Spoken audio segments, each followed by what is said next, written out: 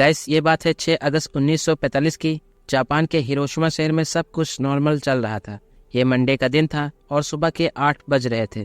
इसी बीच कुछ लोग एक अमेरिकन प्लेन को ऊपर से निकलते हुए देखते हैं, जो कि बोइंग B-29 था। और देखते ही देखते यह प्लेन एक बॉम्ब नीचे गिरा देता है। ऊंचाई पर होने के कारण सही से दिखाई नहीं पड़ता कि नीचे क्या गिरने लग रहा है। और हिरोशिमा शहर के लोगों ने सपनों में भी नहीं सोचा होगा कि यह एक एटॉमिक बॉम्ब था। 45 सेकंड तक यह नीचे गिरता रहता है और जैसे ही यह जमीन से टकराता है एक बहुत बड़ा धमाका होता है और चारों तरफ आग की लपटें जलती दिखाई पड़ती हैं। और जहां पर बॉम्ब गिरा था 600 मीटर एरिया के सर्कल में एक फायर बबल बन जाता है और जमीन का टेम्परेचर 5000 डिग्री सेंटीग्रेड तक बढ़ जाता है और लगभग 80,000 से ज्यादा लोग मारे जाते हैं। 80% बिल्डिंग जलकर खाक हो जाती है। इतना खतरनाक होता है ये एटॉमिक बॉम्ब। लेकिन आखिर क्यों अमेरिका द्वारा गिराया गया ये एटॉमिक बॉम्ब? इसके पीछे क्या कारण था जो पलक झपकते ही लोगों की जिंदगी मौत में बदल गई? कैसे जानेंगे हम इस वीडियो में कि आखिर क्यों हिरोशिमा और नागासाकी जैसे शहरों को कब्रिस्तान बना दिया गया। इस जंग की शुरुआत 1941 में हुई थी, जो कि सेकेंड वर्ल्ड वॉर का टाइम था। इस सेकेंड वर्ल्ड वॉर को स्टार्ट हुए 2 साल गुजर चुके थे, जिसमें एक तरफ सोवियत यूनियन, चाइना और फ्रांस थे, जबकि दूसरी तरफ जर्मनी, जापान और इटली थे। लेकिन इस सेकेंड वर्ल्ड वॉर में अमेरिका बिल्कुल भी शामिल नहीं था और न होना चाहता था, क्योंकि अमेरिका पूरी तरह से न्यूट्रल था। इसकी वजह सिर्फ एक थी कि अब अमेरिका अपना और नुकसान नहीं करवाना चाहता था और न इस जलती आग में पांव रखना चाहता था। लेकिन इन युद्ध कर रहे देशों में से एक देश ऐसा था जो कि अमेरिका के पीछे हाथ पांव धो के पड़ा था। जी हाँ, जापान देश हर तरफ अपना कब्जा जमा रहा था और बमों की बमबारी किए जा रहा था। और जापान ऐसा इसलिए कर रहा था क्योंकि जापान के पास नेचुरल रिसोर्सेज की कमी थी और जापान सोच रहा था कि यही वो समय है जब दूसरे देशों की जमीन हथिया कर अपने नेचुरल रिसोर्सेज की कमी को पूरा किया जा सकता है। और जापान कई देश के इलाकों में कब्जा भी कर चुका था, जैसे चाइना, कोरिया। और अब जापान का एम फिलीपीन, मलेशिया और इंडोनेशिया पर था, क्योंकि जापान एशिया पर राज करना चाहता था। लेकिन यहाँ पर बात यह थी कि मलेशिया ब्रिटिश की कॉलोनी थी और इंडोनेशिया नीदरलैंड की कॉलोनी थी और फिलीपीन अमेरिका की। लेकिन जापान को अब किसी भी कीमत पर यह एरिया चाहिए ही चाहिए थी। और कहीं न कहीं जापान के पीछे हिटलर का भी हाथ था, जो कि अमेरिका का खुला दुश्मन था। और अमेरिका भले ही अब तक न्यूट्रल था, लेकिन जापान का ऐसे धड़ाधड़ दूसरे देशों पर कब्जा जमाना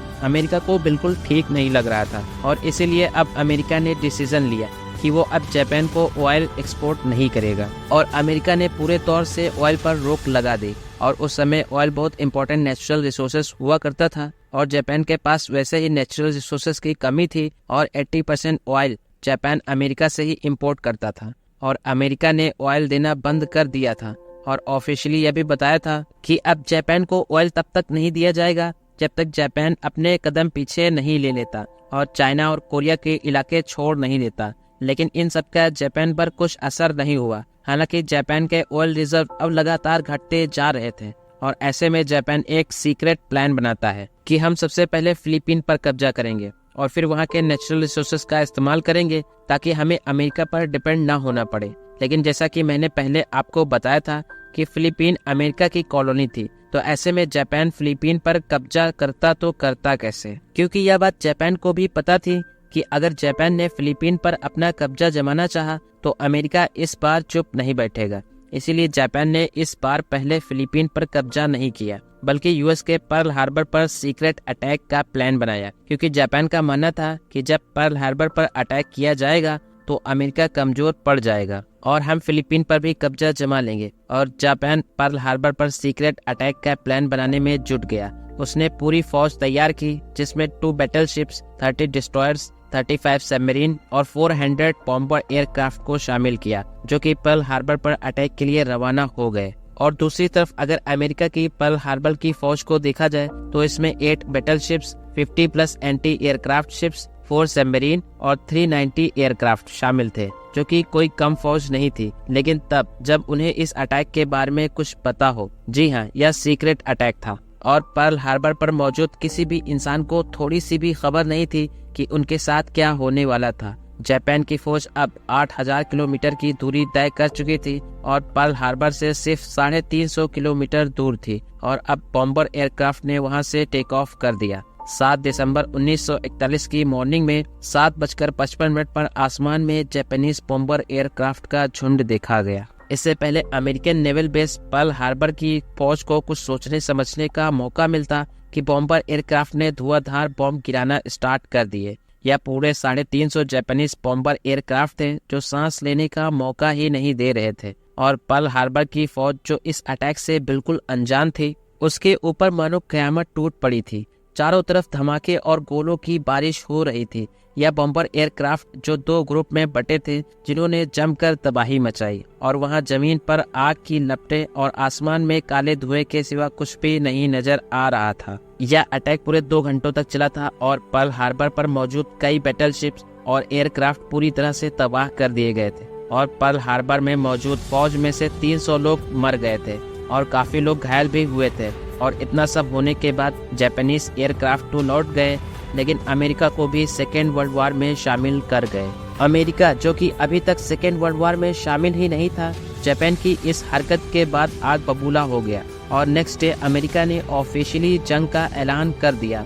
और कुछ दिनों तक अमेरिका ने अपनी फौज को रिकवर किया और जो नुकसान हुआ था उसे भी झेला, और अब अमेरिका पूरी तरह से युद्ध के लिए तैयार था। और 4 महीने के बाद अमेरिका ने भी जापान पर सीक्रेट अटैक का प्लान बनाया। जी हाँ, अमेरिका ने जापान पर उसी तरह हमला किया जैसे जापान ने किया था, और इस बार अमेरिका ने जापान के शहर टोक्यो पर बमबारी कर डाली। और यह हमला इतना खतरनाक था कि जापान के होश तक उड़ गए, क्योंकि हर एयरक्राफ्ट अनगिनत बम बरसा रहा था। और इस हमले के बाद 4 सालों तक अमेरिका और जापान की लड़ाई चलती रही। हालांकि अब अमेरिका के कंपैरिजन में जापान कमजोर हो गया था, लेकिन जापान अभी भी सरेंडर करने के लिए तैयार ही नहीं था। जापान में इस समय लोग भूख से मर रहे थे, लेकिन हर एक फौजी अपनी अंतिम सांस तक लड़ने के लिए तैयार था, और अमेरिका अब अपने फौजियों की जान नहीं गंवाना चाहता था। इसीलिए अमेरिका ने अपना सबसे घातक हथियार इस्तेमाल करने का फैसला कर ही डाला। 6 अगस्त 1945 को मॉर्निंग में 8 बजे जापान के शहर के ऊपर एक बोइंग B-29 प्लेन देखा गया, और इस प्लेन ने 4400 केजी का एटॉमिक बम जापान के हिरोशिमा शहर पर गिरा दिया। जिस बम का नाम लिटिल बॉय था, दूर से लोगों को नजर नहीं आ रहा था कि यह क्या है, और यह एटॉमिक बम 43 सेकंड तक नीचे गिरता रहा, और जैसे ही यह जमीन से टकराया तो एक धमाके के साथ सब कुछ खत्म हो गया, और एक फायर बबल जमीन से ऊपर की तरफ जाता दिखाई पड़ा, जिसकी वजह से वहां का टेम्परेचर 5000 डिग्री सेंटीग्रेड तक बढ़ गया, और इस पहले एटॉमिक बम ने पूरे शहर को बंजर बना दिया, और अब जापान कहीं का नहीं रहा। लेकिन इससे पहले जापान सरेंडर करता, 3 दिनों बाद मतलब 9 अगस्त 1945 में अमेरिका ने जापान के दूसरे शहर नागासाकी पर एक और एटॉमिक बम गिरा डाला। इस बम का नाम फैटमैन था, और यह बम 4670 केजी का था, जिसने नागासाकी शहर को पूरा कब्रिस्तान ही बना डाला। और इस एटॉमिक बम का फायर बबल और भी ज्यादा बड़ा था, और इन एटॉमिक बम की वजह से जापान के 2.5 लाख से ज्यादा लोग मारे गए, जो कि आम नागरिक थे। और इसके बाद तुरंत जापान ने सरेंडर कर दिया, और इस तरह सेकेंड वर्ल्ड वॉर भी खत्म हो गया। गाइस, आज के लिए इतना ही। आई होप आपको यह वीडियो पसंद आई होगी। हम मिलेंगे नेक्स्ट वीडियो में फिर से। सब्सक्राइब करिए हमारे चैनल को और बेल आइकन को प्रेस करिए, ताकि ऐसी इन्फॉर्मेटिव वीडियोस आपको मिलती रहें। Thanks for watching.